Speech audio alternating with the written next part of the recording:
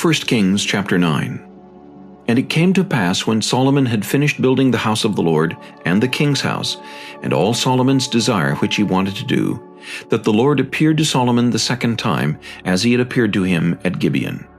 And the Lord said to him, I have heard your prayer and your supplication that you have made before me. I have consecrated this house which you have built to put my name there forever, and my eyes and my heart will be there perpetually. Now if you walk before me as your father David walked, in integrity of heart and in uprightness, to do according to all that I have commanded you, and if you keep my statutes and my judgments, then I will establish the throne of your kingdom over Israel forever, as I promised David your father, saying, You shall not fail to have a man on the throne of Israel. But if you or your sons at all turn from following me, and do not keep my commandments and my statutes which I have set before you, but go and serve other gods and worship them, then I will cut off Israel from the land which I have given them, and this house which I have consecrated for my name I will cast out of my sight. Israel will be a proverb and a byword among all peoples.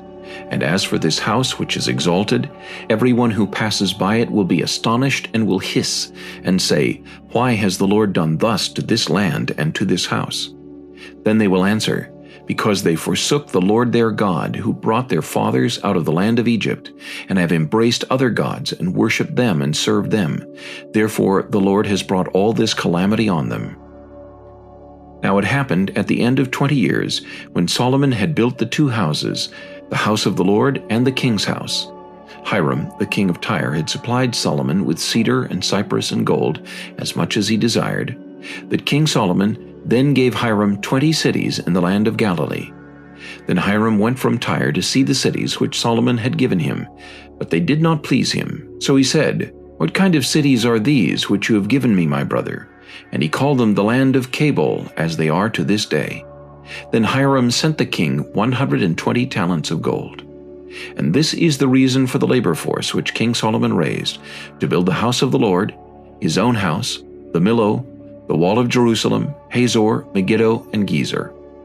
Pharaoh, king of Egypt, had gone up and taken Gezer and burned it with fire, had killed the Canaanites who dwelt in the city, and had given it as a dowry to his daughter, Solomon's wife. And Solomon built Gezer, Lower Beth-horon, Baalath, and Tadmor in the wilderness in the land of Judah, all the storage cities that Solomon had, cities for his chariots and cities for his cavalry, and whatever Solomon desired to build in Jerusalem, in Lebanon, and in all the land of his dominion. All the people who were left of the Amorites, Hittites, Perizzites, Hivites, and Jebusites, who were not of the children of Israel, that is, their descendants who were left in the land after them, whom the children of Israel had not been able to destroy completely, from these Solomon raised forced labor, as it is to this day. But of the children of Israel Solomon made no forced laborers, because they were men of war and his servants, his officers, his captains, commanders of his chariots and his cavalry.